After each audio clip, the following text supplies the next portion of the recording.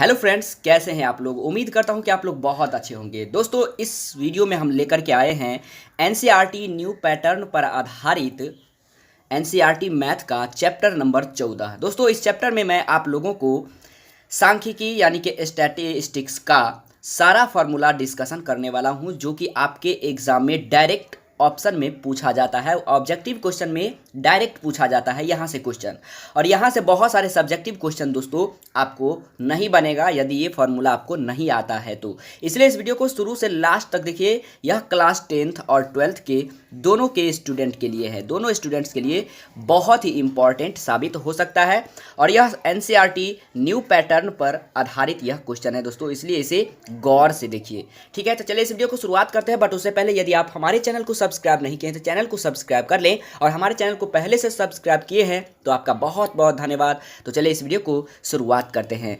दोस्तों, इस वीडियो में मैं आप लोगों को सांख्यिकी यानी कि स्टैटिस्टिक्स का ऑल फार्मूला बताऊंगा। यदि आप यहां से फार्मूला कंप्लीट कर लेते हैं तो यकीनन दोस्तों आप लोगों को कहीं और जाने की ज़रूरत नहीं है। कोई यूट्यूब, कोई गूगल, कोई व्हाट्सएप पर कोई फार्मूला रटने की ज़रूरत नहीं है, कोई किताब रटने की ज़रूरत नहीं है। सारा फार्मूला आप लोगों को इसी वीडियो में मिल जाएगा। तो देखिए दोस्तों, पहला फार्मूला हमने बनाया है वर्ग चिन्ह के बारे में। वर्ग चिन्ह का फार्मूला अगर आपको पूछा जाता है तो आप लिखेंगे उच्च सीमा प्लस निम्न सीमा बट्टे 2। ये आपका फार्मूला कंप्लीट हो जाएगा जब भी आपको वर्ग चिन्ह पूछा जाएगा तो। अब ये होता क्या है, कब पूछा जाएगा, किस स्थिति में पूछा जाएगा, तो मैंने एक एग्जाम्पल लिया है 0 से 10, 10 से 20, 20 से 30 इत्यादि दोस्तों। यानी ये जो वर्ग अंतराल है इसे हम कहते हैं वर्ग अंतराल कहते हैं दोस्तों। 0 से 10 जो है वर्ग अंतराल है, 10 से 20 वर्ग अंतराल है, 20 से 30 वर्ग अंतराल है। कितना का अंतर आपको दिख रहा है दोस्तों, तो 10 का अंतर आप लोगों को दिख रहा है। ठीक है, इसमें आपको ये पूछा जाएगा कि दोस्तों इसका वर्ग चिन्ह दिखाइए क्या होगा। यानी कि 0 से 10 के बीच में वर्ग चिन्ह ज्ञात कीजिए। तो दोनों को जोड़ देंगे। यहाँ देखिए, इसको कहते हैं दोस्तों निम्न सीमा और इसको कहते हैं उच्च सीमा।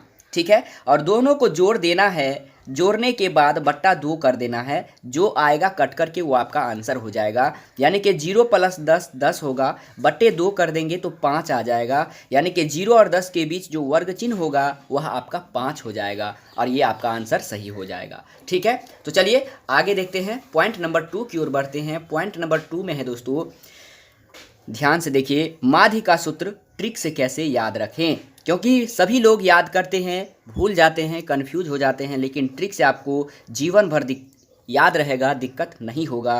प्रत्यक्ष विधि में अगर आपको फार्मूला पूछता है तो माध्य बराबर लिखेंगे सिग्मा एफ एक्स बट्टे sigma F. Sigma F x बट्टे सिग्मा एफ। अब यहाँ पे एफ क्या होता है, सिग्मा क्या होता है, एक्स क्या होता है, इस सब का डिस्कशन मैं आपको लास्ट में चर्चा करूंगा। और या फिर ऐसे भी दिया जाता है sigma F I into x बट्टे सिग्मा एफ आई। ये फार्मूला होता है, अक्सर ये आपको किताब में दिया रहता है। आपको ऐसे भी याद रख सकते हैं, दोनों में कोई अंतर नहीं है। और इस सब के बारे में मैं आई एक्स आई एफ सिग्मा के बारे में लास्ट में आप लोगों को डिटेल्स में डिस्कशन करूंगा। अगर आपको प्रत्यक्ष विधि से माध्य निकालने के लिए कहे तो ये फार्मूला लगाइए या ये लगाइए, दोनों सेम है दोस्तों। ठीक है, अब देखते हैं हम लोग माध्य में ही कल्पित माध्य विधि या रीति विधि पूछा जाता है। इसे इंग्लिश में शॉर्टकट मेथड भी कहते हैं। कल्पित माध्य विधि या लघु विधि, लघु रीति विधि या लघु विधि को शॉर्टकट मेथड भी बोलते हैं। अगर ये फार्मूला पूछता है तो दोस्तों माध्य बराबर ए प्लस सिग्मा एफ डी बट्टे सिग्मा एफ, ये आपका फार्मूला हो जाएगा। ठीक है, अब देखिए मैंने यहाँ पे कुछ कुछ लिख दिया है, डिटेल्स में मैं आपको लास्ट में बताऊंगा। और यहाँ मैंने लिख दिया है जहाँ एफ क्या है, ये एफ क्या है, तो दोस्तों बारंबारता है, वर्ग अंतराल की बारंबारता है। ए क्या है, तो कल्पित माध्य है। वर्ग चिन्ह में सबसे बीच वाला भाग, वर्ग चिन्ह में सबसे बीच वाला भाग आपका ए होगा। अगर आप नहीं जानते हैं तो आपको बस ये याद रखना है, क्योंकि इससे रिलेटेड जब मैं आपको सवाल कराऊंगा, सब्जेक्टिव ऑब्जेक्टिव क्वेश्चन कराऊंगा, तो आपको समझ में सारी बात आएगी दोस्तों। डी क्या है, यहाँ पे डी क्या है, तो दोस्तों यह विचलन है। अभी आपको ये सब सिर्फ जानकारी में रखना है कि एफ को बारंबारता कहते हैं, ए को कल्पित माध्य कहते हैं और डी को विचलन कहते हैं। और कुछ ज़्यादा टेंशन लेने की ज़रूरत नहीं है, क्योंकि यदि आप लोग स्टैटिक्स के बारे में नहीं जानते हैं तो दोस्तों अभी आपको समझ में नहीं आएगा, बस आप लोगों को फॉर्मूला याद कर लेना है, फॉर्मूला को नोट कर लेना है, ठीक है। चलिए नेक्स्ट आगे देखते हैं। अब है दोस्तों पद विचलन विधि, जिसे हम स्टेप डेविएशन मेथड भी कहते हैं, स्टेप डेविएशन मेथड भी बोलते हैं। इसमें माध्य पूछेगा तो क्या होगा, ए प्लस सिग्मा एफ यू बट्टे सिग्मा एफ इंटू एच, ठीक है। जहाँ पे ये सब होता क्या है, तो ए है आपका विचलन, यू है आपका द्वितीय विचलन, और एफ क्या है, बारंबारता है, एच क्या है दोस्तों, तो वर्ग अंतराल की माप है, या फिर ऊंचाई है, या फिर लंबाई है। जैसे आप लोग ये समझिए 0 10, 10 से 20, 20 से 30, 30 से 40, इसमें कितना का अंतर दिखाई दे रहा है, तो 10 का, यही आपका एच हो जाता है, यही आपका वर्ग अंतराल की माप हो जाता है, यही आपका ऊंचाई हो जाता है, यही आपका वर्ग अंतराल की लंबाई हो जाता है, जिसे हम एच बोलते हैं, ठीक है। उम्मीद करता हूँ आपको समझ में आ गया होगा। वीवीआई पॉइंट्स को समझिए, जो बहुत बार एग्जाम में डायरेक्ट आपको ऑप्शन बन जाएगा, सवाल बन जाएगा। एग्जाम्पल है 1 2 3 4 5 का माध्य क्या होगा। अगर इस तरह से एग्जाम में पूछा जाता है तो डायरेक्ट लिखेंगे sigma F is equal to sigma N बट्टे एन या सिग्मा एक्स बट्टे एन। मतलब ये सिग्मा का मतलब यहाँ होता है जोड़, एन का मतलब होता है जो संख्या दिया गया है। तो देखिए 1 2 3 4 5 संख्या यहाँ पे दिया गया है, यानी सभी संख्या का योग यही है सिग्मा, सबको जोड़ देना है। देखिए मैंने जोड़ दिया, और बट्टे टोटल संख्या है दोस्तों 1 2 3 4 5 है, तो 5 मैंने लिख दिया।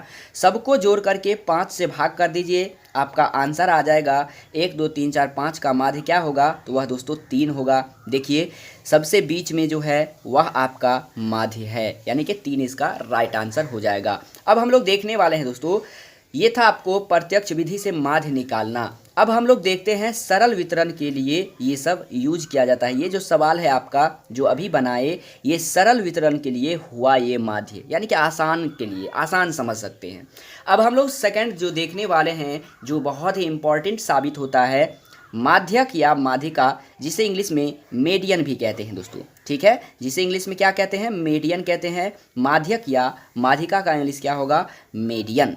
अब हम लोग आगे क्वेश्चन ये देखते हैं दोस्तों, यदि n एक विषम संख्या है या हो तो माध्यिका फॉर्मूला अगर पूछ देगा क्या होगा, माध्यिका निकालने के लिए सवाल पूछ देगा, तो आपको याद रखना है n+1/2, n+1/2 होगा। कब होगा, जब दोस्तों n एक विषम संख्या दिया रहेगा। मैंने एक एग्जाम्पल लिया है ताकि आपको बहुत ही शानदार तरीका से समझ में आए। देखिए 1 2 3 4 5 6 7 की माध्यिका ज्ञात कीजिए, ऐसे देख सकता है सवाल में। तो डायरेक्ट क्या लिखेंगे, माध्यिका बराबर n+1/2, n के जगह पे 7 संख्या है तो 7 ले लिए, +1 है, +1/2, 8/2, 4 आ जाएगा, यानी कि 4वां पद आपको लिखना है। तो इधर से गिनना है, 4वां पद क्या है, 1 2 3 4, 4वां पद 4 ही है, इसलिए यहाँ पे 4 आंसर होगा, ठीक है। ये वाला 4 नहीं दे देना है दोस्तों, क्योंकि ये 4वां पद लेना है, आपको ये याद रखना है। इतना का जोड़ जो होगा वह आपका वो पद लेना है, ठीक है। तो यहाँ से देखिए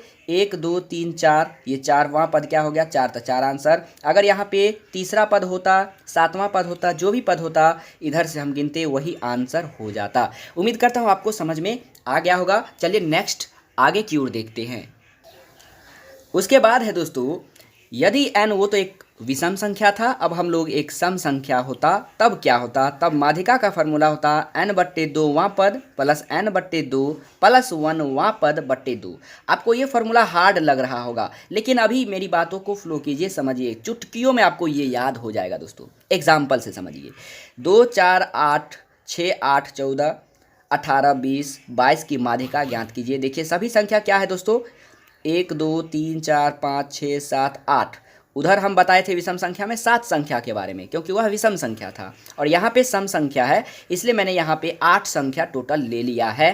तो दोस्तों फार्मूला क्या है, यहाँ पे n बराबर, चूंकि n बराबर 8 जो कि एक सम संख्या है, यानी 8 बार ये संख्या आया हुआ है, इसलिए मैंने n बराबर 8 लिखा, ठीक है। अतः माध्यिका का क्या हो जाएगा, तो फार्मूला हमने देखा माध्यिका का ये होता है फार्मूला, n/2वां पद प्लस n/2 प्लस 1वां पद बट्टे 2। तो दोस्तों n की जगह पे 8 रखना है, n के जगह पे 8 रखना है। 8 को 2 से काट देंगे तो 4 वां पद हो जाएगा। यहाँ पे 8/2 यानी कि 4 और 4 + 1 वां पद हो जाएगा। यहाँ तक समझ गए? आगे देखते हैं। आगे है दोस्तों 4 वां पद, तो मैं आपको ये दिखा दूं, समझिएगा। 4 + 1 क्या हो गया? 5वां पद। तो चलिए पहले हम 4वां पद सवाल में देख लेते हैं। सवाल यहाँ है, यहाँ से काउंटिंग करना है 1 2 3 4। 4वां पद क्या है? 8 है दोस्तों। 4वां पद क्या है? 8। और 5वां पद भी था 1 2 3 4 5। 5वां पद क्या है? 14। यानी कि 4वां पद और 5वां पद हमने देख लिया। तो यहाँ देखिए क्लियर हो जाएगा आपका। 4वां पद 8 लिख लिए, 4 में 1 जोड़ देंगे तो 5। 5वां पद क्या था? 14। अब यहाँ पे दोनों का योग करना है। 8 + 14 = 22/2 11। यानी इसका आंसर क्या हो जाएगा? 11 हो जाएगा दोस्तों। उम्मीद करता हूँ कि आप लोगों को समझ में आया होगा। चलिए अब हम लोग माध्यिका का फॉर्मूला देख लेते हैं कि और फॉर्मूला क्या होता है। ये तो था सम संख्या और विषम संख्या पर आधारित माध्यिका। अब आपको ऐसे माध्यिका पूछ सकता है, 3 तरह से माध्यिका पूछता है।